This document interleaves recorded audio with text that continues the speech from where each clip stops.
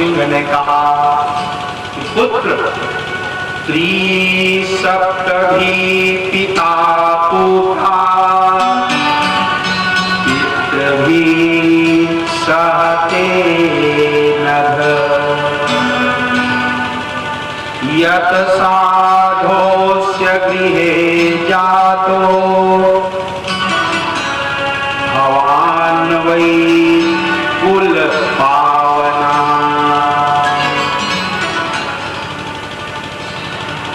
गोपी कहती भगवान नृसिंह ने कहा त्रिसप्तभी पुत्र, तेरे जैसा भक्त जिस कुल में पैदा होगा उसकी 7 पीढ़ी हमारे धाम को ही पधारेगी।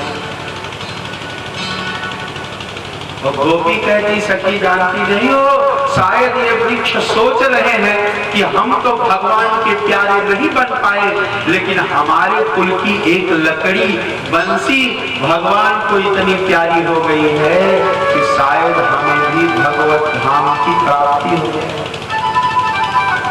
इसीलिए वृक्ष प्रसन्न है और प्रसन्नता में इन वृक्षों के नेत्रों से अश्रु गिर रहे हैं। सज्जनों, भगवान की बंसी बजने लगती तो जो गोपी जो कार्य करती रहती भूल जाती, बंसी की ओर दौड़ पड़ती।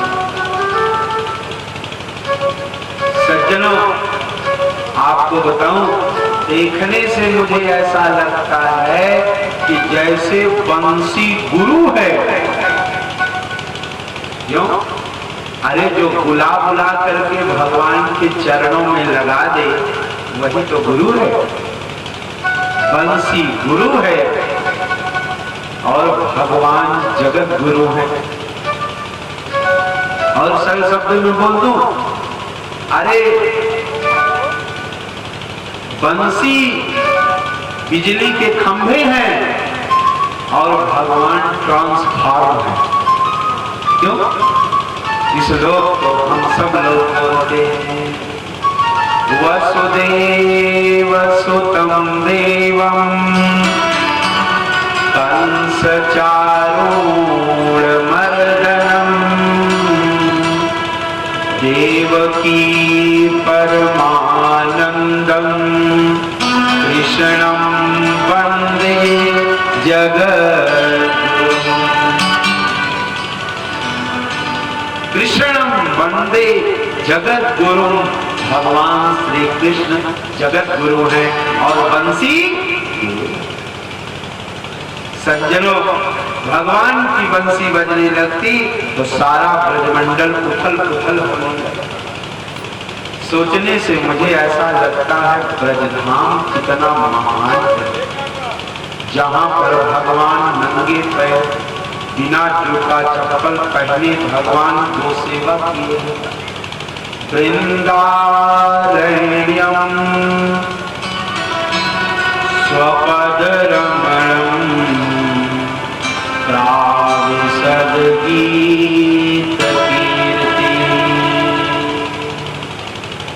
वृंदारण्यं स्वपदरमणं। स्वपदरमणं माने जानते हो, बिना जूता चप्पल पहने भगवान ने ब्रज में गो सेवा किया है नंगे पैर। सज्जनों, कभी ब्रज जाना तो वहां की व्रज से तिलक जरूर करना। सज्जनों, ब्रज माने जानते हो, यह ब्रज धाम कोई साधारण नहीं है, यह ब्रह्म रज है। अच्छा, ब्रह्मरज शब्द का आगे वाला अक्षर और पीछे वाला अक्षर ले लोगे तो क्या बनेगा? यह ब्रह्मरज है। आगे है ब्र और पीछे है ज। ब्रह्मरज का आगे और पीछे वाला अक्षर ले लोगे तो शब्द बन जाएगा ब्रज। यह ब्रह्मरज है। सज्जनों, किसी तीर्थ में जाओ तो वहां की रज से तिलक जरूर करो। आप कहोगे महाराज क्यों? इसलिए कि जब भगवान आए रहे होंगे तो उस समय के मंदिर आज तक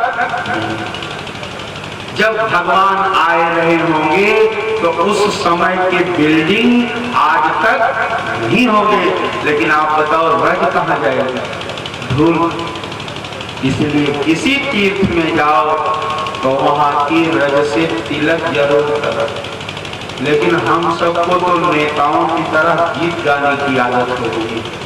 क्या जानते हो, जब कोई त्योहार इत्यादि आता है, गणतंत्र दिवस, स्वतंत्रता दिवस, तो जितने नेता हैं सब गीत गाते हैं, इस मिट्टी से तिलक करो, यह मिट्टी है बलिदान।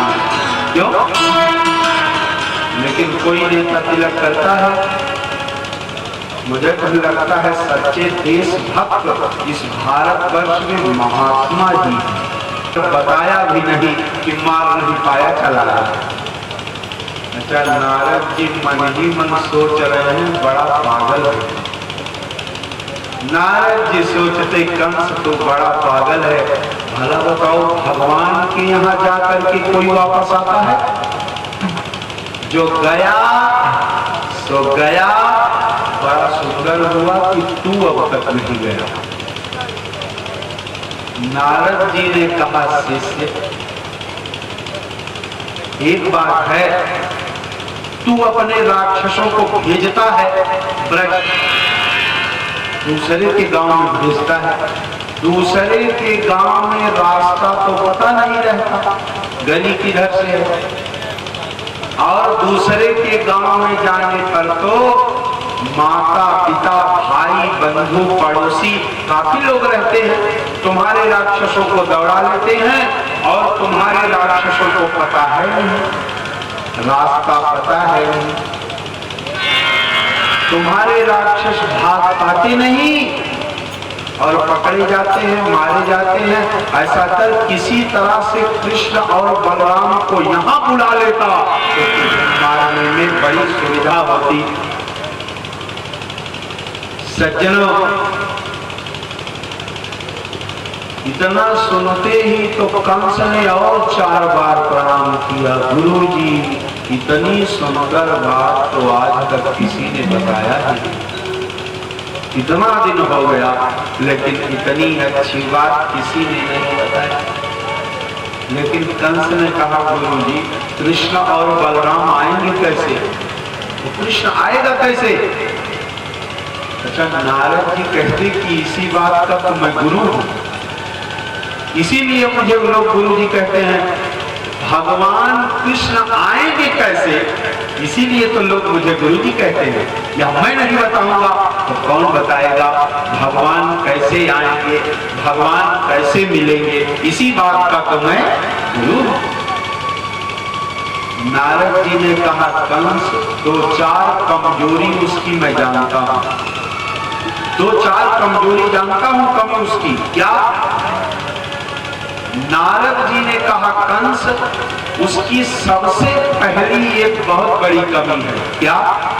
कि कोई यज्ञ करे तो वह यज्ञ में जरूर आता है, पहली कमजोरी है। लेकिन नारद जी ने कहा कि कंस तू तो ठहरा राक्षस, तू तो यज्ञ ही नहीं करने वाला। नारद जी ने कहा, तुझे यज्ञ तो करना नहीं है, लेकिन ऐसा कर, यज्ञ करने का नाटक कर, झूठे प्रचार कर कि मैं यज्ञ करूंगा, बाकी तुझे यज्ञ तो करना नहीं। सज्जनों, और नारद जी ने कहा, दूसरी उसकी कमजोरी ये है कि कोई सज्जन पुरुष यदि बुलावे, कोई संत यदि बुलावे तो वह जरूर आता है। नारद जी सब कुछ बताकर जल्दी करवाते हैं।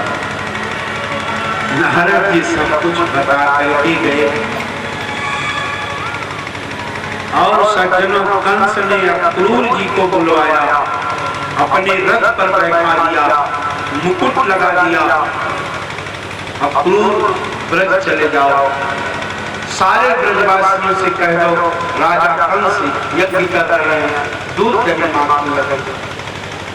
सज्जनों, अक्रूर जी कंस के रथ पर बैठ करके ब्रज की ओर मस्तक पर तिलक करके वंदे नंद प्रजस्त्रीणां पादरेणुमभीक्षणसा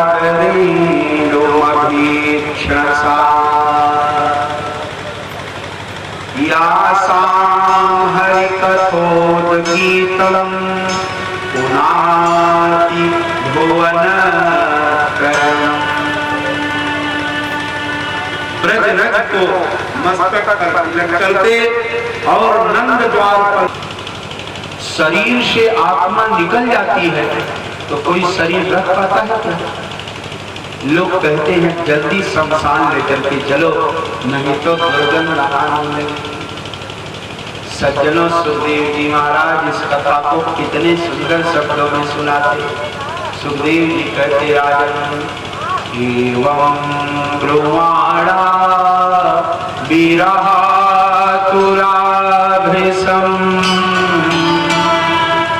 ब्रज श्रीराधेष्ण विसक्तमानसा विसृज्य लज्जां रुरुदोस्म सुस्वरं गोविन्ददामोदर माधवे।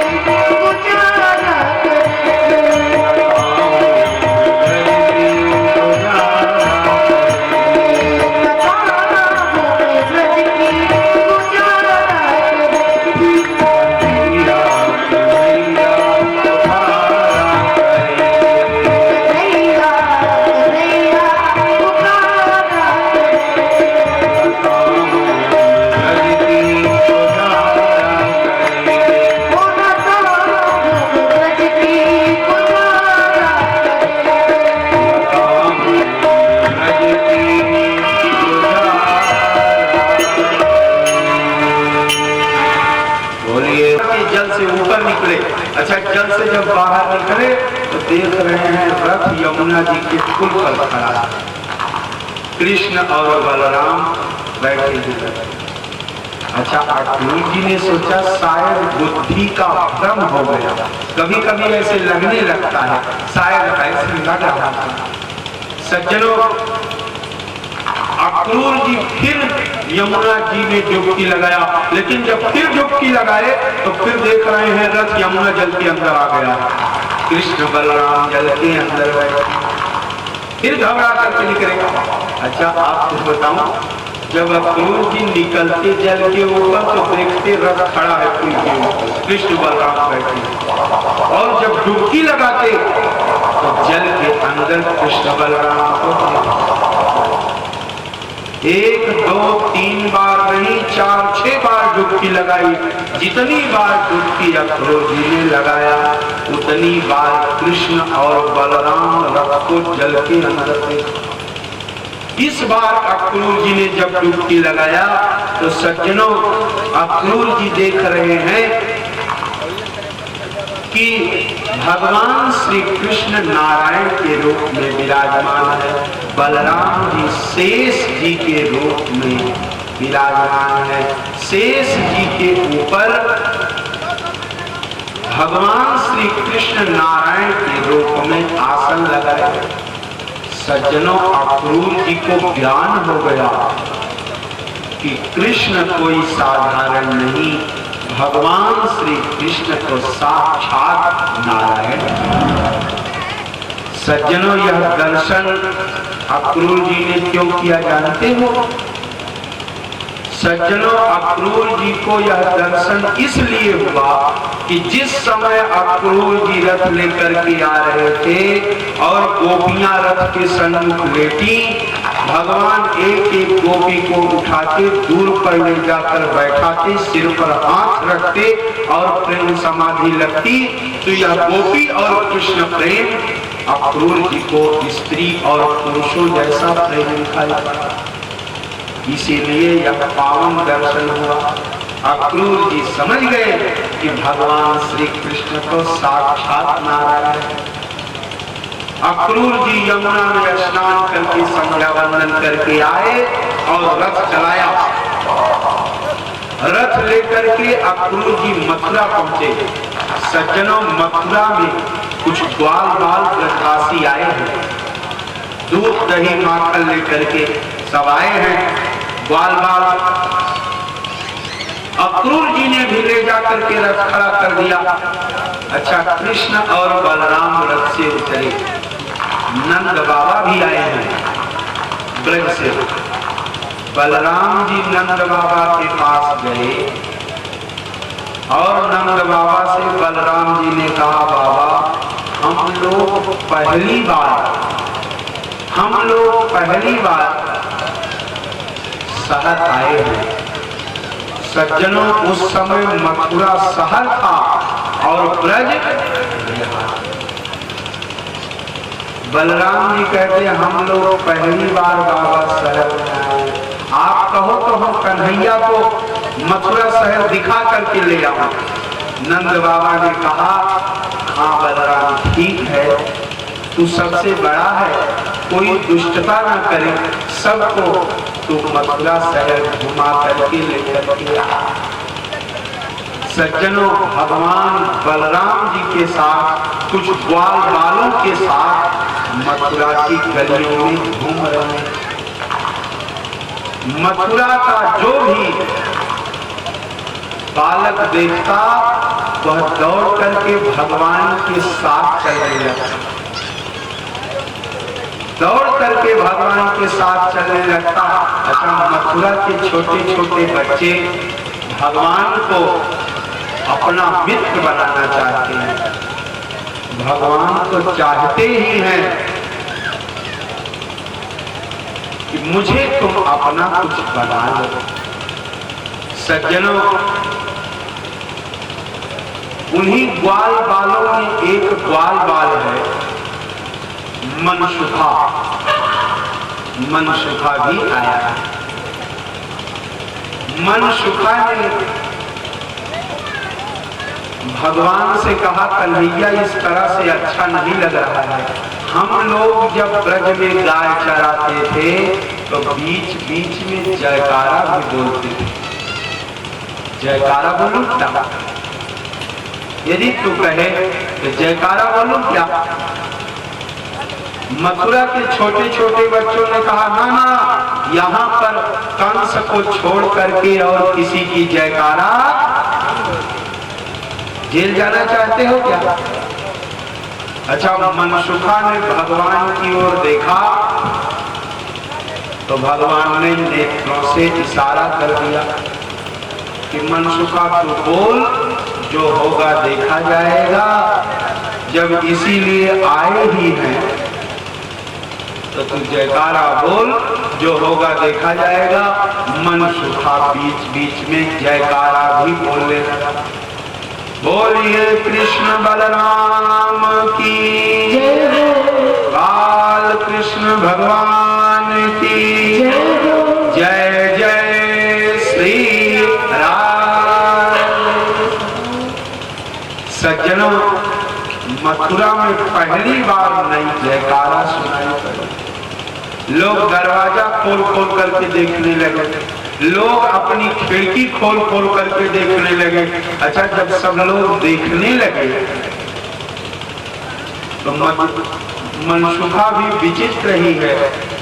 जब कोई चौराहा आता, थोड़ा भीड़ भाड़ होती, देखता तो और तेजी से जयकारा लगाता।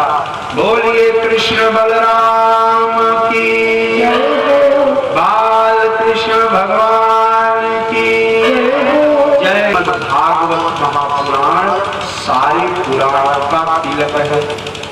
श्रीमद् भागवतम पुराण तिलकम यद वैष्णवानां धनम। भागवत संपूर्ण पुराणों का तिलक है। सज्जनों, वो सज्जन कहने लगे तिलक लगाने से क्या फायदा? तो हमने कहा फायदा मैं क्यों बताऊं, फायदा आप ही बताओ। आप बताओ, आपको तिलक चढ़ी कि नहीं? हमने कहा आप बताओ, आपकी तिलक चढ़ी? बोले हाँ महाराज, तिलक तो चढ़ गई, तिलक हो गई। हमने कहा आपकी एक बार तिलक चढ़ी, एक बार तिलक चढ़ने से दूसरे की पुत्री को आपने अपनी पत्नी, पुत्री दूसरे की ही तो थी। एक बार तिलक चढ़ने से आपने दूसरे की पुत्री को अपनी पत्नी बना लिया। और जो रोज रोज भगवान पर तिलक चढ़ाता है और बचा हुआ प्रसाद स्वयं लगा लेता है, वह भगवान को अपना बना लेता है। और क्या है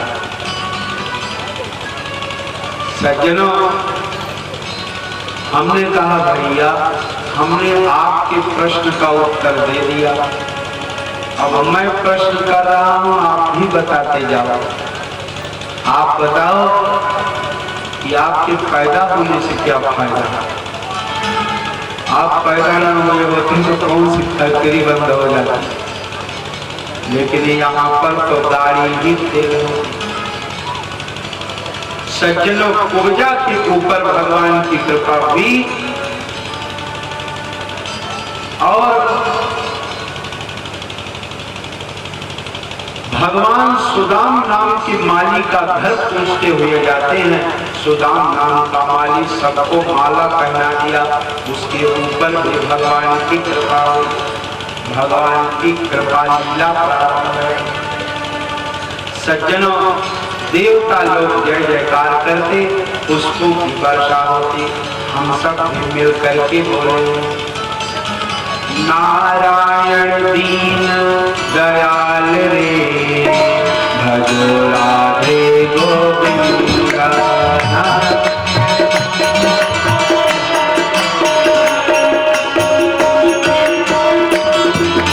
नारायण दीन दयाल रे, भजो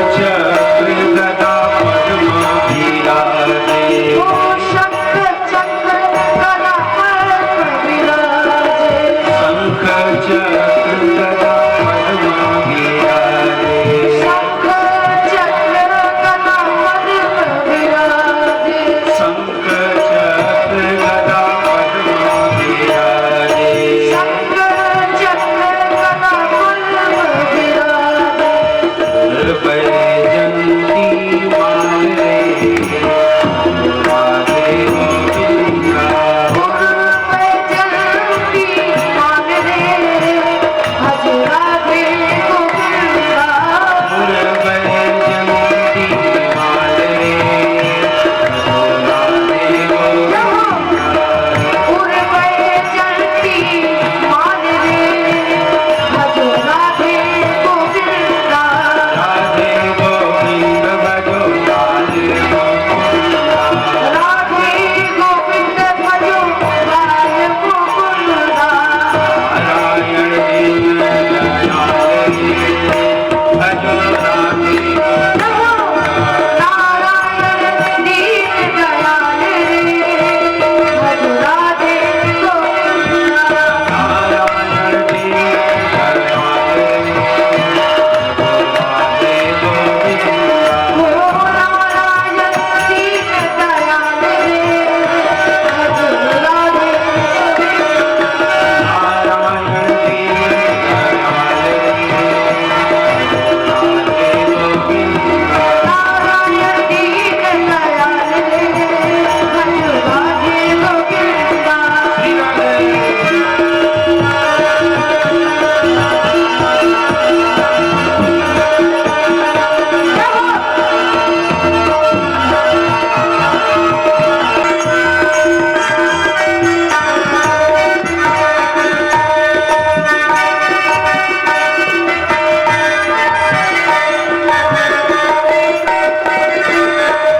मंगल भवन अमंगल हारी ओ मंगल भवन अमंगल हारी मंगल भवन अमंगल हारी मंगल भवन अमंगल हारी राधा माधव कुंज बिहारी ओ राधा माधव कुंज बिहारी राधा माधव कुंज बिहारी राधा माधव कुंज बिहारी कृष्ण कृष्ण गोपाल राधे राधे गोविंदा भगवत्सल गोपाल रे राधे गोविंदा भक्त वशल गोपाल रे भज राधे गोविंदा नारायण दीन दयाल राधे गोविंदा नारायण दीन दयाल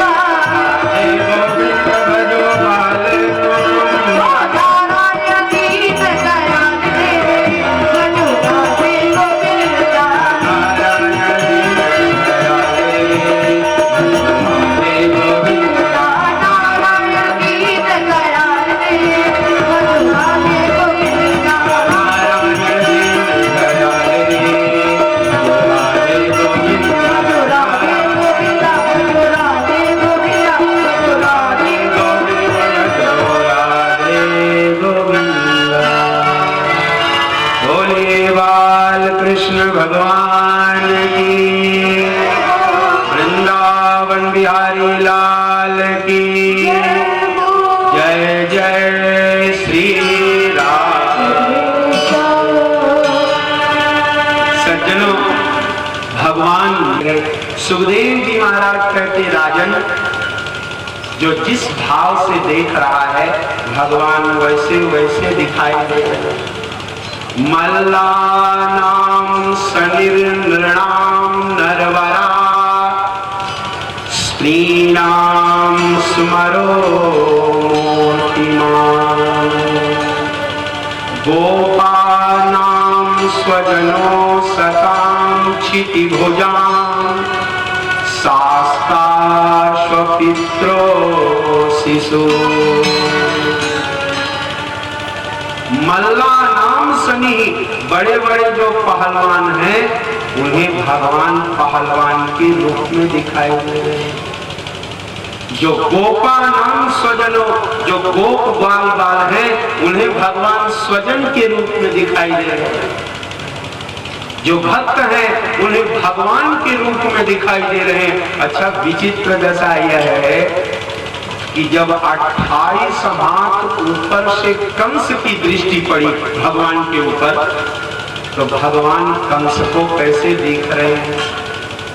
सुखदेव जी कहते कि मृत्युर भोजपते विराट विदुषां, कंस को भगवान मृत्यु के रूप में दिखाई देते। सज्जनों, तब तक दो पहलवान दौड़े दौड़े आए, जानते हो, चारूण और मुष्टिक। चारूण ने भगवान श्री कृष्ण को पकड़ लिया और मुष्टिक बलराम जी को पकड़ लिया। दोनों कहने लगे, चलो हम कुश्ती लड़ करके अपने राजा कंस को प्रसन्न करेंगे। अच्छा, सारी प्रजा हाय हाय करने लगी। भला बताओ, कुश्ती तो बराबरी में होती है, इतने बड़े बड़े पहलवान छोटे छोटे बालकों से कुश्ती क्या लड़ेंगे?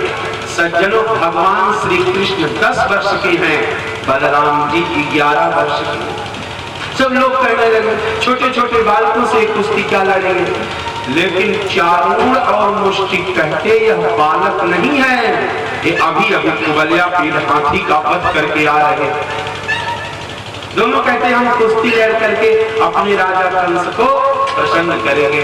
सज्जनों, दोनों कुश्ती लड़ने लगे, चारूण और मुष्टिक। लेकिन आपको बताऊं, एक तरफ तो स्वयं भगवान है, भगवान श्री कृष्ण, और दूसरी तरफ बलराम जी। जानते हो, बलराम जी का बल पहली बार यहां पर दिखाई पड़ा। गर्गाचार्य जी ने नामकरण संस्कार के समय कहा था, यह बहुत बलशाली होगा, इसलिए इसका नाम मैं बलराम रख रहा हूं। आज पहली बार बल दिखाई पड़ा। अच्छा, विचित्र दशा देखो, एक तरफ तो बलराम और दूसरी तरफ स्वयं परमात्मा भगवान। चारूण और मुष्टिक की कोई दांव लग नहीं रही है। कुश्ती तो लड़ रहे हैं, लेकिन कोई दांव लग नहीं रही। सज्जनों, जब कोई दांव नहीं लगी तो मुष्टिक ने बलराम जी को एक मुक्का मारा। अच्छा, जब एक मुक्का मारा तो बलराम जी ने भगवान की ओर देखा और कहा, कन्हैया, यह कुश्ती नहीं हो रही है, ये तो युद्ध हो रहा है, ये मुक्का मार रहा है। भगवान ने कहा, जाओ, जब कुश्ती का नियम इसने ही बिगाड़ दिया, कुश्ती का नियम जब इसने ही बिगाड़ दिया, तो तुम कम थोड़े हो, तुम देख क्या रहे हो? सज्जनों, बलराम जी ने भगवान को, बलराम जी ने मुष्टिक को उठा लिया और अखाड़े के बाहर फेंका। मुष्टिक का उद्धार हुआ। बोलिए बाल कृष्ण भगवान की। चारूण को भगवान ने एक थप्पड़ मारा, एक थप्पड़ में गोविंदाय नमो नमः हो गया। बोलिए बाल कृष्ण भगवान की जय जय।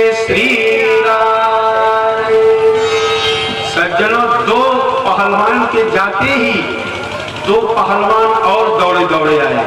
कौन जानते हो? सल और कौशल। कृष्ण और बलराम ने सल और कौशल का भी उद्धार किया। बोलिए बाल कृष्ण भगवान की जय हो। अच्छा, 4 पहलवानों के जाते ही और जितने पहलवान थे सब इधर उधर भागने लगे। अरे भैया, जब उस्ताजे जी की कोई दांव नहीं लगी तो अब हम क्या करेंगे? सारे पहलवान इधर उधर भागने लगे। अच्छा, जब सब इधर उधर भागने लगे तो 28 हाथ ऊपर से कंस चिल्लाता, अरे दुष्टों, भाग कहां रहे हो? एक साथ मिलकर के कृष्ण और बलराम को मार दो। 28 हाथ ऊपर से कंस चिल्लाता, एक साथ मिलकर के कृष्ण और बलराम को मार दो। लेकिन सज्जनों, कंस की आवाज नीचे तक स्पष्ट रूप से सुनाई। जब सुनाई क्यों नहीं पड़ती? अब सल, कौशल, चारूण और मुष्टिक के जो घर वाले वहां पर थे वो सब हाय हाय करने लगे। हाय मैं नहीं रह गया, हाय मैं नहीं रह गया। अच्छा, घर वाले हाय हाय कर रहे हैं, उसी में भाग दौड़ इधर उधर लोग भागने लगे और 28 हाथ ऊपर से कंस चिल्लाता। सज्जनों, तब तक जो पंडित जी लोग वहां पर बैठे थे तिलक उलक लगाकर, तो सारे पंडित जी लोग सोचने लगे कि शायद कंस कह रहा है कि यज्ञ में मंत्र क्यों नहीं बोला जा रहा है। वो और तेजी से स्वस्ति वचन शुरू कर दिए, मंत्र बोलने लगे। अब इसी में देखो मंत्र, हाय हाय, भाग दौड़, 28 हाथ ऊपर से चिल्लाता। तब तक जो कुछ बाजा बजाने वाले थे, बाजा बजाने वाले सोचने लगे कि शायद कंस कह रहा है यज्ञ में बाजा क्यों नहीं बज रहा है। वह और तेजी से बाजा बजाना शुरू कर दी। 28 हाथ ऊपर से कंस चिल्लाता, उसकी आवाज नीचे तक सुनाई ही नहीं पड़ती। तब तक सज्जनों, भगवान ने कहा, दाऊ, ऐसा लग रहा है मामा मिलने के लिए बुला रहे हैं। बलराम जी ने कहा, देख क्या रहा है कि मिल गया। भगवान एक ही छलांग में 28 हाथ ऊपर चले गए।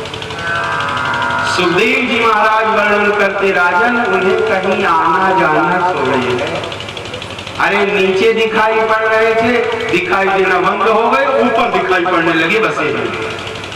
और जैसे कंस की दृष्टि पड़ी भगवान के ऊपर, जैसे कंस की दृष्टि पड़ी, एक बार कंस ने कहा कृष्ण, और एक बार कृष्ण कहते ही कंस की हृदय गति अवरुद्ध हो गई।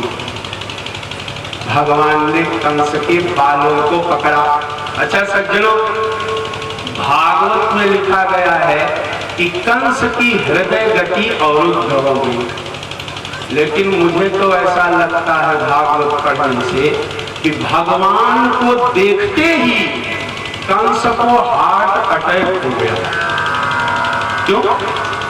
अच्छा, द्वापर युग में उस समय हार्ट अटैक बीमारी थी नहीं, हार्ट अटैक किसी को होता ही नहीं था। ये तो कलयुग वाली बीमारी है। जानते हो, कलयुग में बहुत बीमारी पैदा हो गई जो और युगों में नहीं थी, केवल कलयुग में। बाल कृष्ण भगवान की जय जय श्री राम। अब भीड़ तो इतनी थी, उसी में भाग दौड़ हाय हाय और हो रहा था, शोरगुल। अब उसी में लोग कहने लगे क्या हुआ क्या हुआ। अब भीड़ में किसी का मुख कोई थोड़ी पकड़ सकता है। लोग कहने लगे क्या हुआ क्या हुआ। भगवान ने कहा, हुआ क्या? आप लोग मंच कमजोर बनाए थे। कहते अब हमारे राजा श्री कृष्ण हो। मथुरा के सारे लोग कह रहे थे अब हमारे राजा श्री कृष्ण हो। सज्जनों, लेकिन भगवान श्री कृष्ण मथुरा के सिंहासन पर बैठे। मथुरा के सिंहासन पर भगवान बैठे। मथुरा के सारी प्रजा कहती अब हमारे राजा श्री कृष्ण हैं।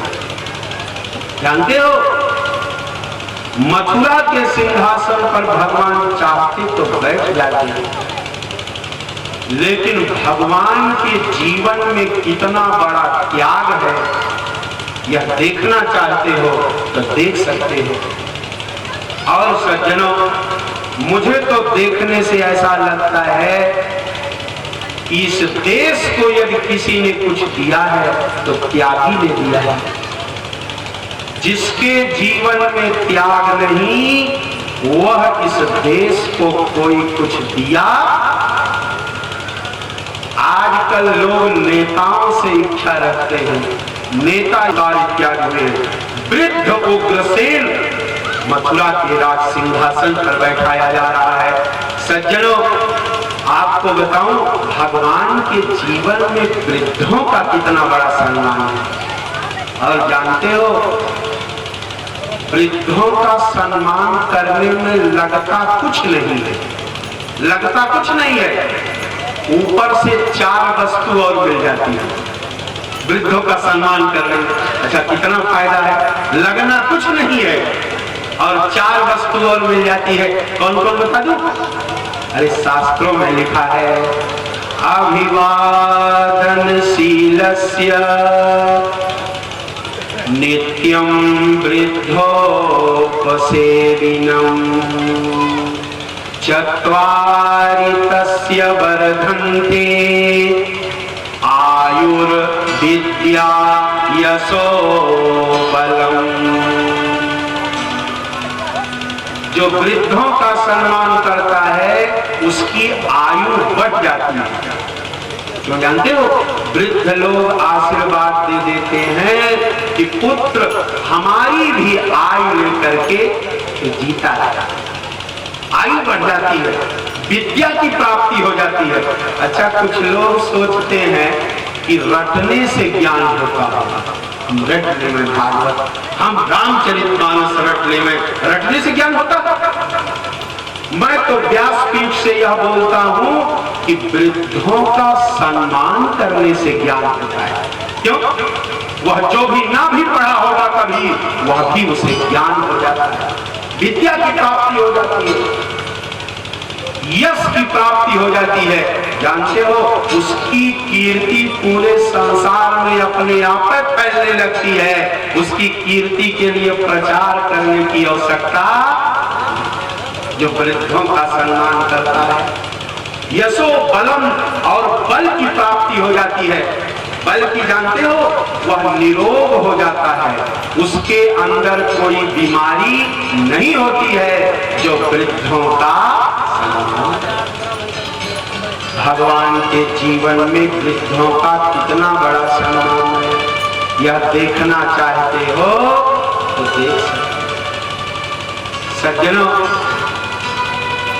और बोल दूं, जितने लोगों के घरों में वृद्धों का सम्मान है तो समझ लेना उनके घरों में हमारे प्रभु श्री कृष्ण की संस्कृति चल रही है। इतने लोगों के घरों में वृद्धों का सम्मान है तो समझ लेना उनके घरों में हमारे प्रभु श्री कृष्ण की संस्कृति चल रही है। और सज्जनों, जितने लोगों के घरों में वृद्धों का अपमान है तो समझ लेना उनके घरों में कंस की संस्कृति चल रही है। अब मैं नहीं बोलूंगा, आप जाना और अपने अपने घरों में देखना हमारे प्रभु श्री कृष्ण की संस्कृति चल रही है कि कंस की संस्कृति चल रही है। सज्जनों, भगवान के जीवन में वृद्धों का कितना बड़ा सम्मान है। देवकी और वसुदेव की जेल के ताले कृष्ण और बलराम अपने हाथों से तोड़ और सारे संसार को ज्ञान देते भगवान कि माता पिता की सेवा कैसे करनी। सज्जनों, आज भगवान 10 वर्ष के हैं। जानते हो, जब भगवान का अवतार हुआ था तो देवकी और वसुदेव को कंस की जेल में रहते हुए 12 वर्ष व्यतीत हो चुके थे। देवकी और वसुदेव को 12 वर्ष बीत गए थे कंस की जेल में रहते हुए, तब भगवान का अवतार हुआ था। अच्छा, आज भगवान 10 वर्ष के हैं, तो 12 और 10 कितना होता है? सीधा सा हल है। 22 वर्षों से देवकी और वसुदेव ने यह नहीं देखा कि कब सूर्योदय होता है और कब सूर्यास्त। सज्जनों, देवकी और वसुदेव जेल के बाहर निकले। सज्जनों, यह संसार है, संसार से हमें क्या लेना देना। एक भक्त ने कितना दुनिया से मेरा श्री कृष्ण प्यारा है।